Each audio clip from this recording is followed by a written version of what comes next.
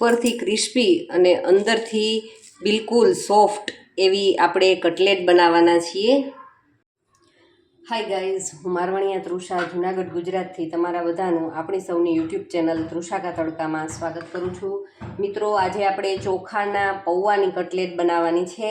તો એના માટે મેં એક બાઉલ, મીડિયમ સાઇઝનું બાઉલ છે, એ બાઉલ ભરી અને પૌવા લીધા હતા। એ પૌવાને લગભગ 10 મિનિટ પાણીમાં પલાળીને રાખ્યા હતા। તો પૌવા છે એકદમ સરસ સોફ્ટ થઈ ગયા છે। તો આપણે એમને આ રીતે હાથથી મસળી લેવાના છે અને એવી રીતે આપણે કરીશું એટલે એનામાં થોડુંક બાઇન્ડિંગ આવી જશે। અને વધારે આપણે બાઇન્ડિંગ માટે એની અંદર આ રીતે થઈ જાય ત્યારબાદ આપણે એમની અંદર 2 ચમચી જેટલો ચણાનો લોટ એડ કરીશું। તો 2 ચમચી ભરીને મેં એની અંદર ચણાનો લોટ એડ કર્યો છે અને હવે 1 ચમચી જેટલો હું એમની અંદર ચોખાનો લોટ એડ કરીશ। જો તમારી પાસે ચોખાનો લોટ ન હોય તો તમે ચણાનો લોટ વધારે થોડોક લઈ શકો છો ઉપયોગમાં, અને આગળ જતાં જો આપણે વધારે જરૂરિયાત રહેશે તો આપણે વધારે પણ યુઝ કરીશું। હવે બંને લોટ નાખ્યા બાદ આપણે એમને સારી રીતે મિક્સ કરી લઈએ। તો આ રીતે આપણે મિક્સ થઈ ગયું છે। તો હવે એની અંદર આપણે થોડાક શાકભાજી એડ કરી દઈએ। તો મેં એની અંદર લીધા છે છીણેલું ગાજર લીધું છે અને કેપ્સિકમ છે અને આદુ અને મરચાંની પેસ્ટ લીધી છે। તમે તમારી ઈચ્છા મુજબના આની અંદર શાકભાજી એડ કરી શકો છો। તમારે જો ડુંગળી અને લસણ ખાતા હો તો તમે એનો પણ ઉપયોગ કરી શકો છો, અને તમે એમનું ઝીણું કટિંગ કરીને એ રીતે એડ કરવું હોય તો એ રીતે પણ તમે કરી શકો છો। મેં અત્યારે આમને છીણીને લીધું છે। તો હવે આપણે આમની અંદર બાફેલું એક મોટી સાઇઝનું મેં બટેટું લીધું છે, એ બટેટું આમની અંદર એડ કરી દઈશ, જેથી કરીને એ સાથે જ સારી રીતે મિક્સ થઈ જશે।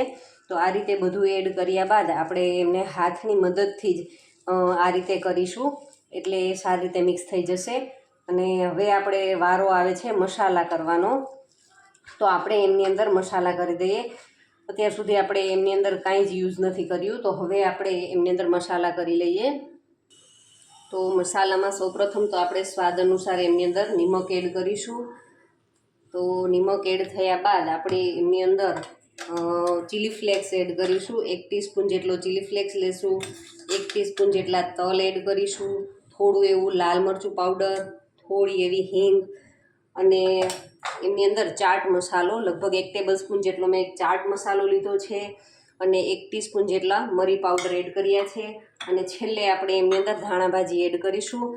અને હવે આપણે એમને સારી રીતે મિક્સ કરી લેવાનું છે। તો આપણે એમને સારી રીતે મિક્સ કરી લઈએ અને પછી આપણે એમનો શેપ આપીશું। ખરેખર જુઓ, આપણી આ વાનગી એવી છે કે આપણી દરેક વસ્તુ આપણે જે યુઝ કરી છે એ વસ્તુ લગભગના ઘરની અંદર અવેલેબલ હોય જ છે। તો આપણે ક્યારેક ચટપટું ખાવાની ઈચ્છા થાય, હવે તો ધીમે ધીમે વરસાદની ઋતુ આવશે તો ત્યારે તો આપણે એવું ચટપટું ખાવાની ઈચ્છા વધુ ને વધુ થાય, તો આપણે અગાઉથી જ આવી અવનવી રેસીપીઓ શીખી લઈએ અને બનાવતા રહીએ। તો ચોમાસામાં આવું બધું ખાવાની ખરેખર મજા પડી જાય। તો ત્યારે આપણું આ સરસ મજાનું મિશ્રણ છે એ તૈયાર થઈ ચૂક્યું છે। તો હવે આપણે એમનો શેપ આપીશું। જુઓ, ત્યારે આપણું આ મિશ્રણ તૈયાર થઈ ગયા બાદ આપણે બંને હાથને આ રીતે તેલથી ગ્રીસ કરી લેશું, અને તમે તમારી આમાંથી ઈચ્છા મુજબના આના શેપ આપી શકો છો। તો હું એક નાનું એવું અટામણનું આપણે જે રીતે પૂરી બનાવી અને ગુંડલું લઈએ છીએ એ રીતનું હું મીડિયમ સાઇઝનું લઈશ અને આ રીતે એમના સ્ક્વેર શેપ આપીશ। તો આ મારું સ્ક્વેર શેપ છે એ તૈયાર થઈ ગયો છે। તમે આમના અલગ અલગ શેપ આપી શકો છો। આ રીતે આપણે ફોકની મદદથી હળવું પ્રેસ કરી દઈએ તો આપણી થોડીક એવી અલગ ડિઝાઇન આપણી રેડી થઈ જશે। તો આ રીતે ફરતી બાજુથી આપણે એમને ફોકની મદદથી કરી લઈએ તો આપણું સરસ મજાનું આપણું શેપ રેડી થઈ ચૂક્યો છે। તમે જો આના ગોળ બોલ જેવા બનાવવા ઈચ્છતા હો તો આ રીતે ગોળ બોલ પણ બનાવી શકો છો, અને તમે એમના આ રીતે ઓવલ શેપ કરવા માંગતા હો તો આ રીતે ઓવલ શેપના રોલ પણ રેડી કરી શકો છો। તો આપણે આ રીતે અલગ અલગ ઘણા બધા શેપ્સમાં આમને રેડી કરી શકીએ છીએ। તો હું એમના બધા જ રેડી કરી લઉં છું શેપ। તો જુઓ, આપણા બધા જ શેપ રેડી થઈ ગયા છે કટલેટના, ખૂબ જ સરસ દેખાય છે, તમે જોઈ શકો છો। તો હવે આપણે એમને સેલો ફ્રાય કરી લઈએ, તો એના માટે આપણે એમની તૈયારી કરી લઈએ। તો જુઓ, મેં ગેસની ફ્લેમ પર એક કડાઈની અંદર મેં થોડું એવું તેલ લીધું છે. તો આપણે એમની અંદર આપણા જે બધા શેપ રેડી કર્યા છે, કટલેટ રેડી કરી છે, એમને આપણે એમની અંદર એડ કરી દઈએ. આપણે ગેસની ફ્લેમ અત્યારે એકદમ મીડિયમ જ રાખવાની છે અને મીડિયમ ફ્લેમ ઉપર જ આપણે એમને ફ્રાય કરવાના છે.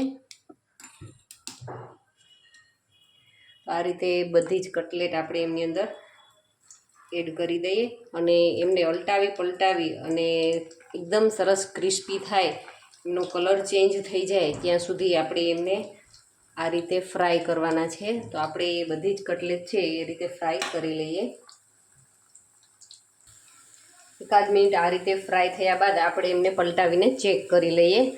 તો આ રીતે એમને હળવે પલટાવશું. તો હજુ આપણે એમને સારી રીતે એમને ચડવા દેવાની છે, ફ્રાય કરવાની છે.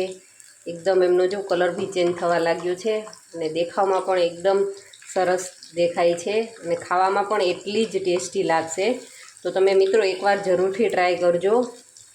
અને જો તમને મારા આવા વિડીયોઝ ગમતા હોય તો પ્લીઝ ચેનલને હજુ સુધી સબસ્ક્રાઈબ ન કરી હોય તો ચેનલને જરૂરથી સબસ્ક્રાઈબ કરજો અને તમારા ફેમિલી અને ફ્રેન્ડ્સ જોડે મારા વિડીયોને શેર કરતા રહેજો.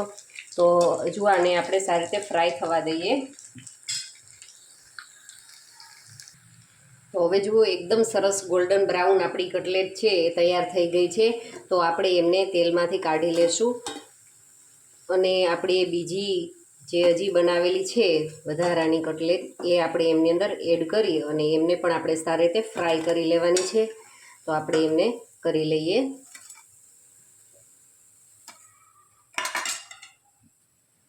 તમે ક્યારે આ રીતે કટલેટ બનાવી છે કે નહીં એ મને જરૂરથી તમે કમેન્ટ કરી અને જણાવજો. અને એ ટેસ્ટમાં તમને કેવી લાગી એ પણ મને જરૂરથી કહેજો, કારણ કે મને તો આનો ટેસ્ટ છે એ ખૂબ જ ગમે છે. તો હવે આમને આપણે સારી રીતે ફ્રાય થવા દઈએ. તો આપણી વધેલી બીજી કટલેટ પણ એકદમ સરસ ગોલ્ડન બ્રાઉન કલરની સાથે રેડી થઈ ગઈ છે. તો આપણે ગેસની ફ્લેમ બંધ કરી અને એમને પણ કાઢી લઈએ. તો છે ને એકદમ જબરદસ્ત, બિલકુલ ઓછા ખર્ચે આપણે એક જ વાટકી પૌવાનો ઉપયોગ કરી અને ઘરમાં જ પડેલા શાકભાજી નાખી અને ટેસ્ટી પ્લસ હેલ્ધી એવી આપણી ચોખાના પૌવાની કટલેટ છે એ રેડી થઈ ગઈ છે. તો આપણે એમને સર્વિંગ પ્લેટની અંદર લઈ અને આપણે એમને સર્વ કરી દઈએ. તો વાટકી એક પૌવાની આપણી ઢગલો એક કટલેટ રેડી થઈ ગઈ છે. તો ઉપરથી આપણે એમને ધાણા ભાજીથી ગાર્નિશ કરીશું અને એકદમ ગરમા ગરમ એવી આપણી કટલેટને આપણે ઠંડા દહીંની સાથે સર્વ કરીશું. તો એકદમ ટેસ્ટી લાગશે. એમની સાથે આપણે લીલા મરચાં પણ લેશું. તો ખરેખર એકદમ જબરદસ્ત ટેસ્ટમાં એવી આપણી પૌવાની કટલેટ રેડી છે. Thank you for watching my videos.